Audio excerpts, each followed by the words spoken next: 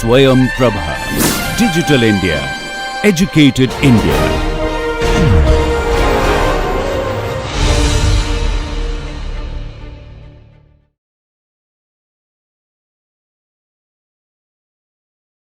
Okay, and good morning. Let us continue. Okay, and in the second half of today's lecture, I'm talking about modeling of wave energy converter in the time domain and in the frequency domain. And just now, we understand that the added mass, radiation damping, right, and also excitation force, and these are related. So then we are going to see how to use this concept for the modeling of wave energy converter side. So, and in the frequency time domain, we are going to see what's the difference, right? Normally, when you say have a certain like linear certain frequency domain and time domain are the same. Here, we are going to say what make difference. This certain show left side shows one wave energy converter. That's our drawing to show the certain, and the right side figure that is from Professor Farkow's textbook. Okay. So, and this wave energy converter says hydrodynamics modeling. Okay. So basically, you put a floating body in the system, right? This figure shows oscillating. Shows oscillating body. For example, point absorber. It can be other type too, like oscillating surge device. So, and we assume linear wave theory. What I mean, we mean linear wave theory. The wave amplitude compared with the wavelength is much smaller, right? So, and also incompressible in viscous flow, we don't consider viscosity. And we also consider that wave amplitude is smaller than the buoy. Okay, so for such kind of system, we use linear superposition. Basically, left side shows the point absorber buoy and with incentive wave and diffraction wave, and it's linear superposition of two cases. One case here, your body is fixed, right? You have wave coming in, then you can calculate the force, right?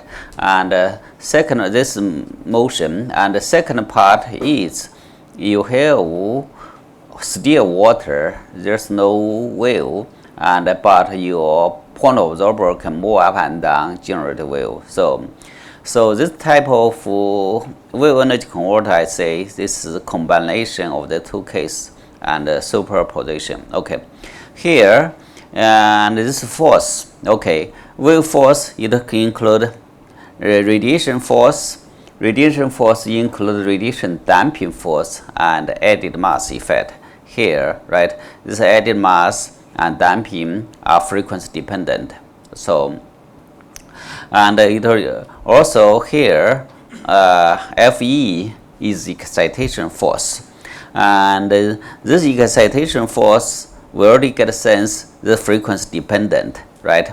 And then St is hydrostatic force, which is proportional to the cross section area or wetland water surface area, right? So now let me see why this come to here. Okay, so the modeling side, right? You can think about the modeling and severe mass damper system, right? You have mass plus added mass and damping. There are two terms. One is PTO damping, another is the radiation damping.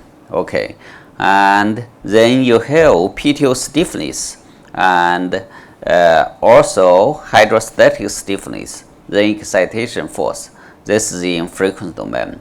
And so you may say, what if we have viscous damping, right? We have dry friction damping. We may have second order damping, or you may have more than 9 stiffness you can add them together in the system. Here I didn't show the modern non-stiffness. You have modern non-stiffness, you can add here. And if you have second order damping, 1 over c x dot square, that is certain, you can add here too. Okay, so this is 3 important parameters: added mass, radiation damping, and excitation force. These are unique for the wave energy converter. And if you take class of vibration, right, that's just a vibration system, nothing special. The only special thing is frequency dependent radiation force and added mass and excitation force. Okay, so and for these special parameters, if the geometry is simple, for example, left side is very simple geometry, and you can find a closed form solution for that.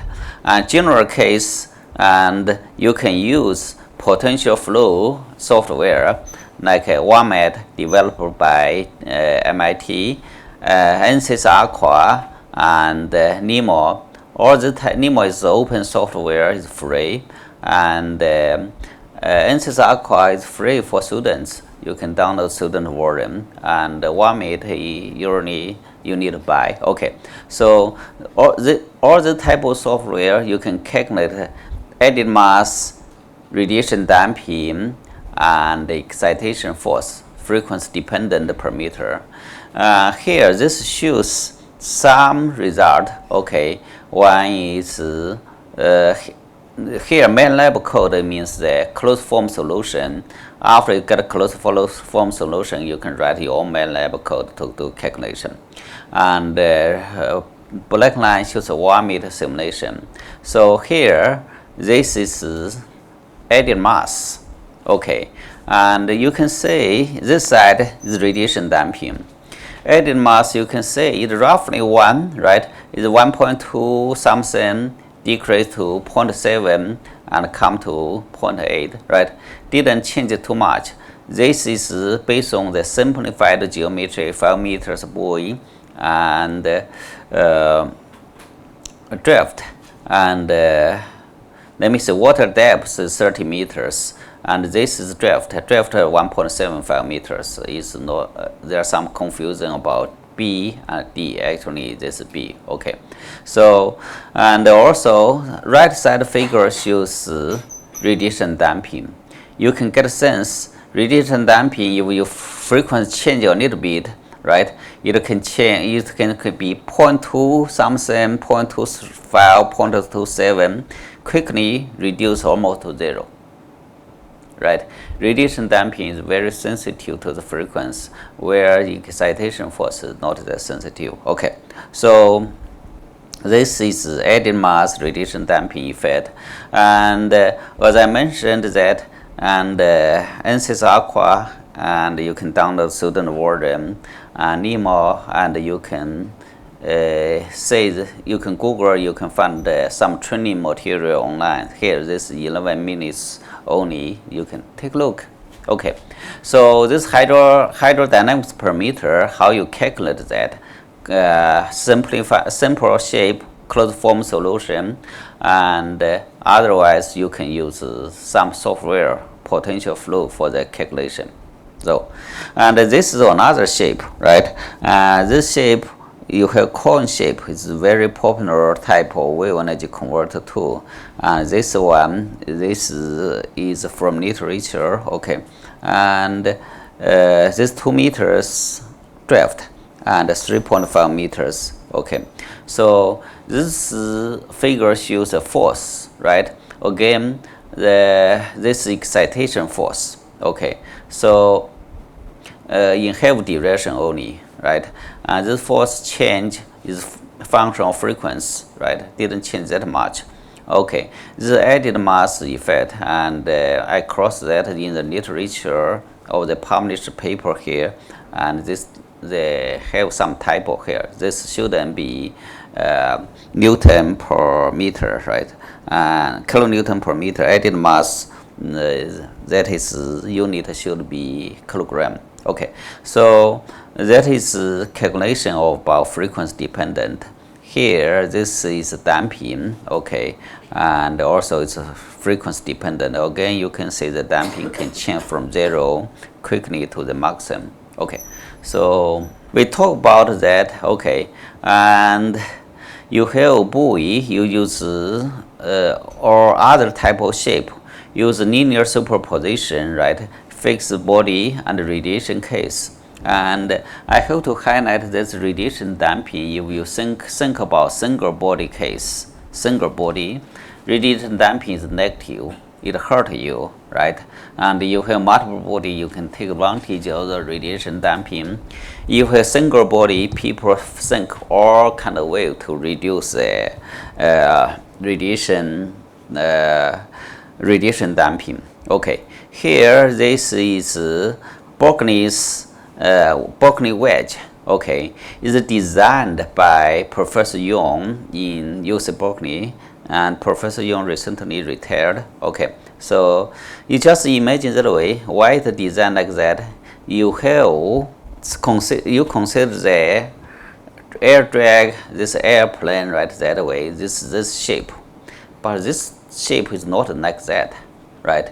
If you have this type of shape, the shape will be mostly this shape, stop here like that. But Professor Young's design, it come to this shape. And let me say that way. What's the difference of airplane shape and wave energy converter is the motion. Okay, and the airplane, the fluid go one direction only, right?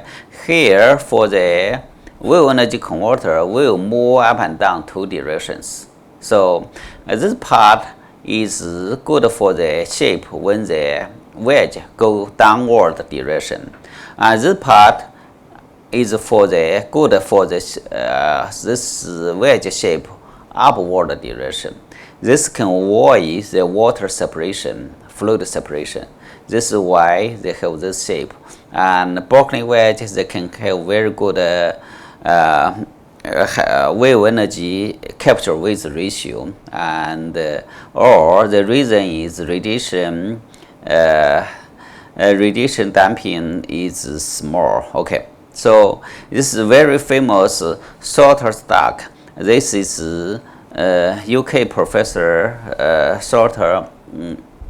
He discovered this shape. Okay, and Professor Salter is one of the pioneers in the field. He passed away, and I think only this year or last year. Okay, and Salter duck and look like a ducktail shape, right? So in the water it's like that. So you have wave energy, wave come in from this direction, from right direction, right?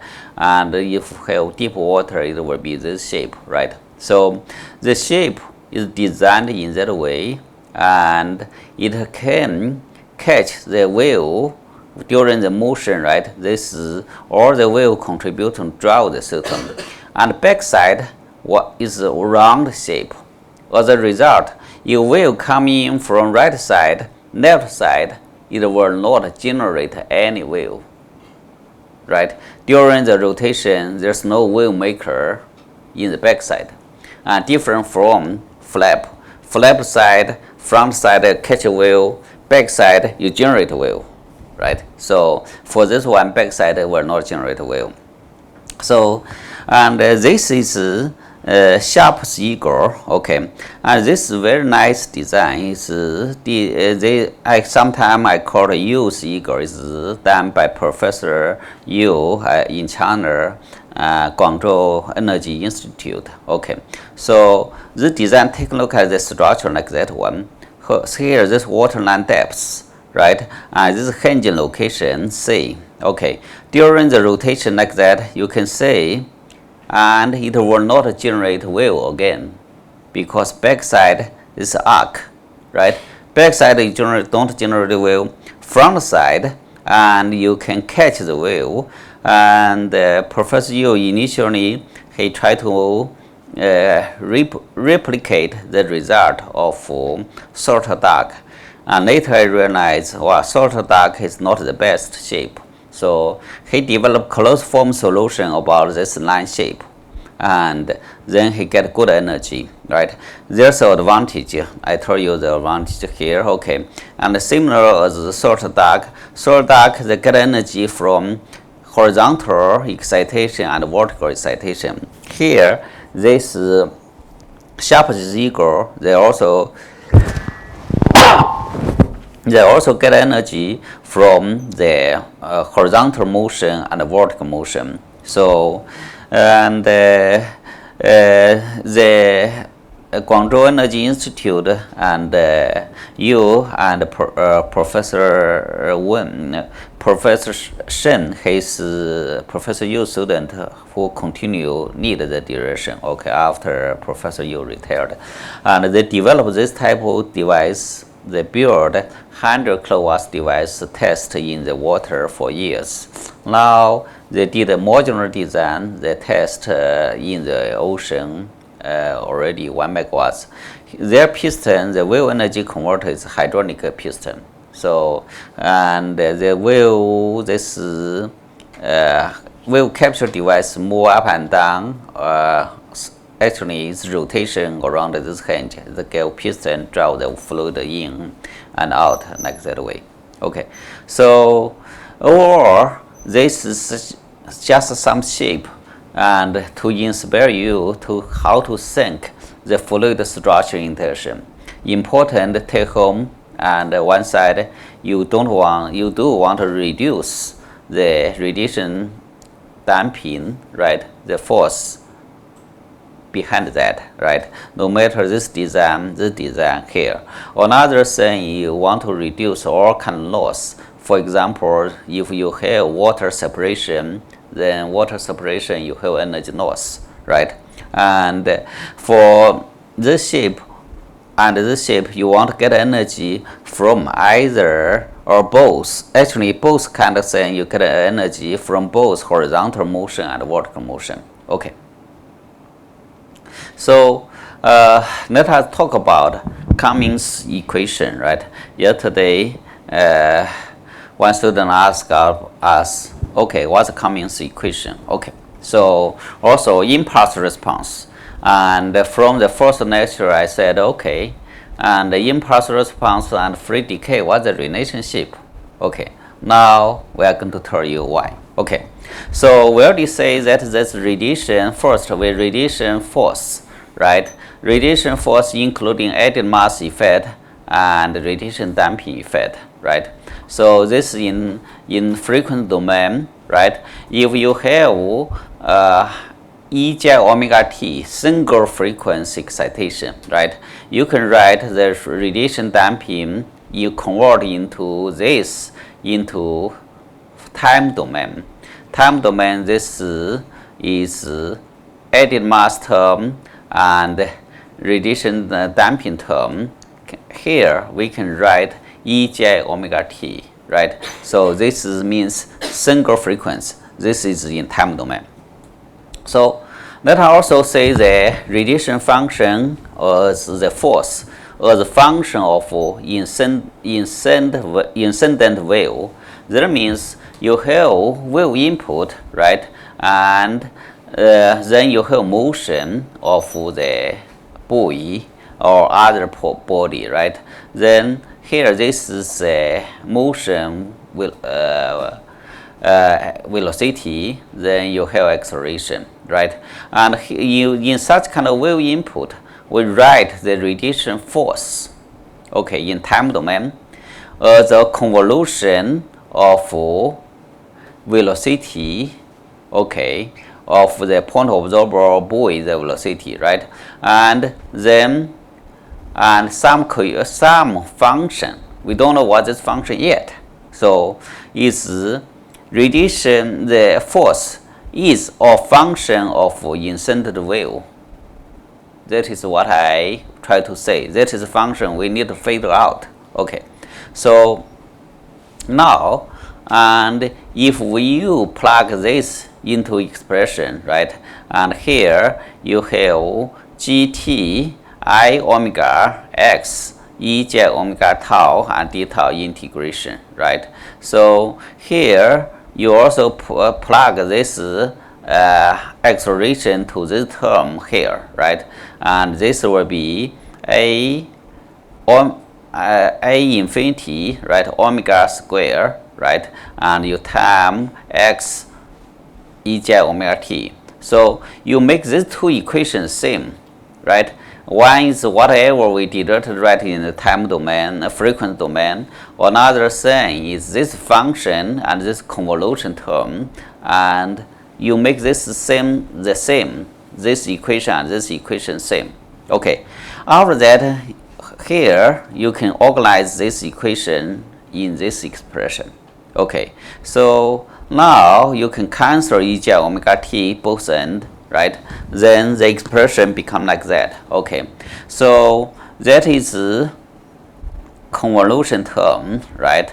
And here this frequency dependent, there's a real part, there's the imaginary part. So here this omega square, the reason omega square become imaginary part, there's I omega, this I omega you cancelled. Okay, so here this mass part become imaginary, the damping part become real. Okay, so this you just assume the two equations the same, you write the equation here. Okay, so now this integration from negative infinity to t, right? You can do the integration from 0 to infinity. Okay, so now this imaginary part, okay, and e j omega t, okay, g is real number, e j omega t you can write sine, you can write cosine omega t plus I sine omega t, right? And the imaginary part is I sine omega t. So I sine omega is just I here, right? Therefore, you have I omega times A omega minus A omega infinity corresponding to the integration of the sine component, right? So this imaginary part. The real part corresponding this real part integration will be cosine omega tau this or cosine omega s this integration, right? This is real part integration. Therefore, the b omega will be this integration and gs function here and cosine omega t term. Okay, so what kind of thing? You look at the equation, you remind something. Fourier transfer function, right? Fourier transformation, right? You can have this type of Fourier transformation. Actually, that is exactly the one pair of Fourier transformation. Okay, basically, this B is radiation damping frequency dependent. We already learned that. G, I said, is some function we don't know yet, right? Actually, G is and B is just one pair. This part is just one pair of Fourier transformation. So G and you do Fourier transformation, you get B, right? And B and G are related. So this is so-called Cummings equation, right? So this part, what does that mean? Okay. And let me say it that way. This part, so you write the equation here, right? This Newton's law, mass times the acceleration equal excitation force and hydrostatic force and PTO force. This part is impulse response. Okay. Okay. The physical meaning, what's the meaning? Okay. So take a look at it again. This is more like a convolution term. Convolution term. And then convolution term times this. What kind of physical meaning you want to think? You have vibration system. If you give arbitrary, you want to calculate the response to the arbitrary force, right? You use convolution. Here, this is a convolution term. So this part we called impulse response. What does that mean, impulse response? You give impulse response, okay, first, What's the unit? Is force, right? And what's the input? Input is velocity of the wave, right? And therefore, this part is impulse and velocity impulse, and the output is force. Okay, so we also call it free decay. Why is free decay? Like this buoy we develop, you can give the initial position, let it move, right? This free decay test. Okay, so why impulse and free decay? Okay, let us recall what we learned in the vibration system. You have vibration system like here, you give the impulse force, right? Then you calculate the displacement. This is the convolution term that corresponding to the force, and this is displacement for the given impulse response, right? So take a look at this term and this two term, right? Almost same, and here this impulse response is the velocity impulse, right? Here correspond this dot term is corresponding to the force.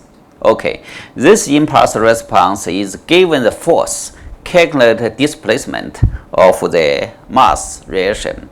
For this one is given the velocity, calculate the force, right? So that is wave velocity impulse. The output is radiation force. Is this clear? Right? So that is wave velocity impulse. The response is force. Okay, so this is impulse. Okay, so it's more like that. You have impulse, you calculate the output, right? For this one, the wave, you get wave impulse here, you calculate the force, it look like this shape. Similar as the vibration system. Okay, so I still didn't answer the question about free decay.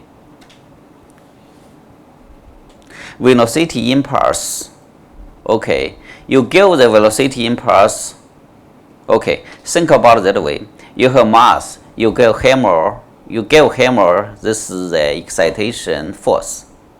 And this type of impulse, you convert this to the initial condition, right? You have force time delta t, right? This impulse, and it is corresponding to velocity change. You can say m velocity minus initial m time velocity. Initial velocity is 0. So basically, you have the impulse force. You create some initial status to the system. So for this vibration system, you have impulse response will be same as the case you have initial displacement, or for this case not displacement, initial velocity. Again, you give m time delta t, this force momentum corresponding to m velocity minus m initial velocity. So you give the initial force, you corresponding to response to the initial velocity. Okay, now come to this wave system. You have buoy in the system, you give the initial velocity, right, corresponding to the case you have initial displacement. This is free decay. You put the buoy here, you release. Okay, free decay, right? So corresponding the impulse response here. Okay, this impulse response again, that is velocity input, and this is radiation force on the buoy. So here, the impulse, you have force input corresponding to the displacement of the mass. Okay, they understand the impulse response. So I have this word causality. What does that mean? Okay, and causality means, just imagine that way. I still want to use this system, spring mass system as an example. It's easier to understand. Okay, I use a hammer to hit the system.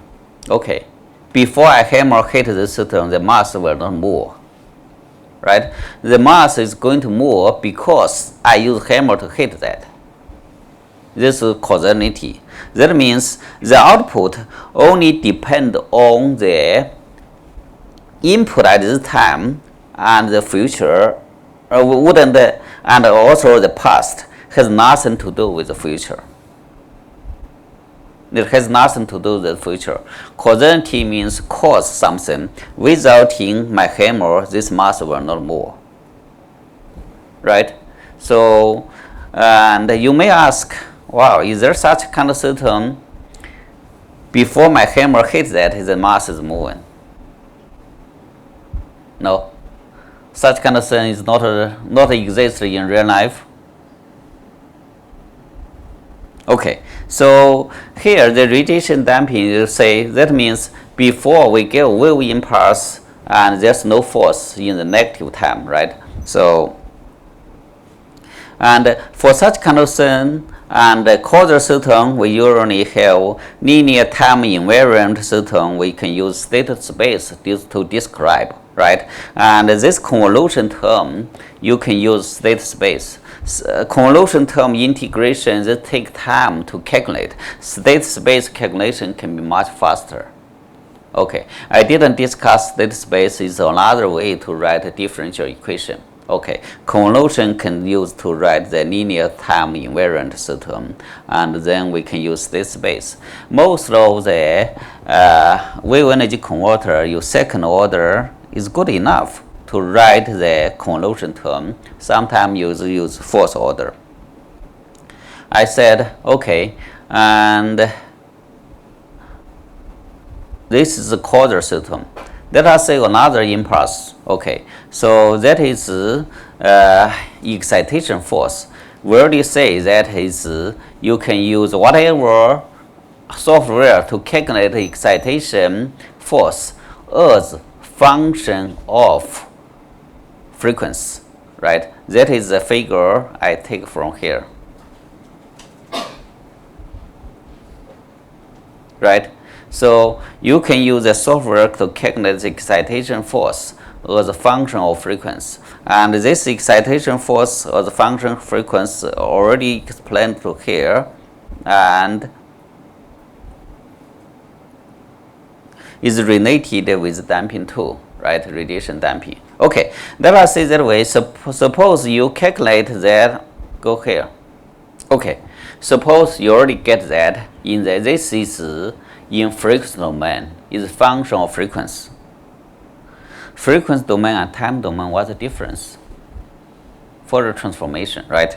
So you can using this to calculate in the time domain. The only thing is you do the integration is negative infinity to positive infinity frequency e-j omega t, right? So when you do this one, you find this is interesting phenomenon. This is normalized time. Okay. This normalized time, that means at this time t, we give the velocity to the velocity impulse to the buoy. Then what happened? Before I gave the impulse, there's already some force. What's wrong?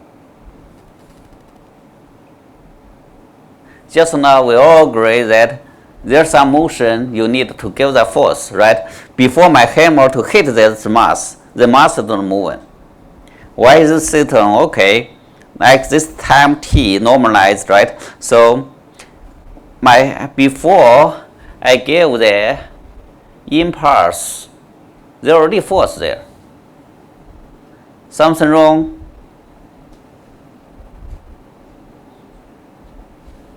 Okay, so So this excitation is not a causal, right? I mean, excitation force before it started before wave arrived, and there's typo here. I should say I should use that one. I don't want. Okay, so it's confusing.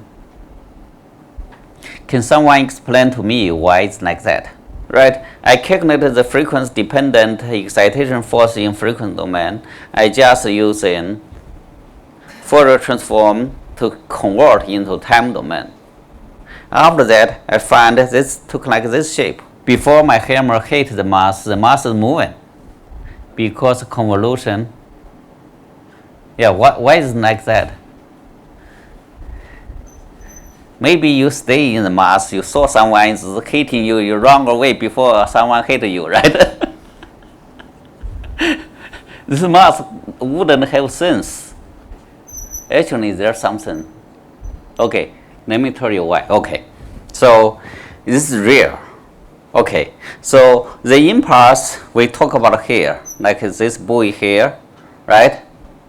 And wave, before wave transmit to here, wave already start interact with the body. So you, for example, you have diameter A, right? You have diameter A, and this is not really one point, right? And before wave come here, wave already start interact with the body. Physical meaning is, okay, so the force already started because the wave first transmit to this side, right? Then the force increase here.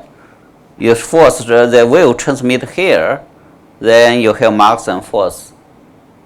Make sense?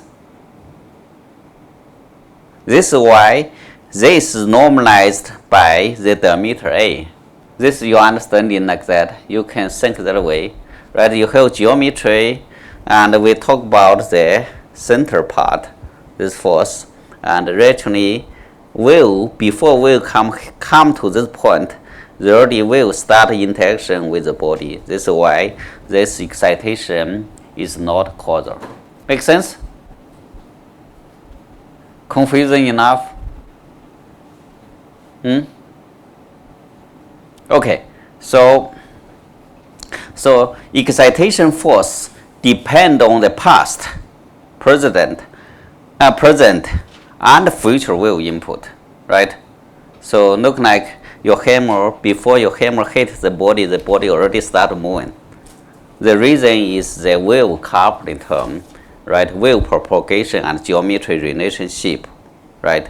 So before wave come to here, then they already started interaction. This is why excitation force, when you write excitation force or the function of intensity wave, it is non-causal.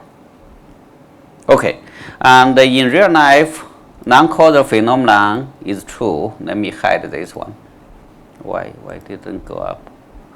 Disable, hide floating. Okay. So we mentioned that, right? And before wave come, you already have force to the buoy, and there are some real life. For example, you record some data like that, right?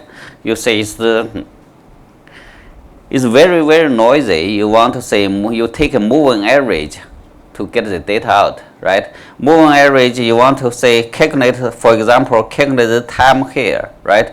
You want to use some data left side and right side to take average. That means currently this data will depend on the past and also future.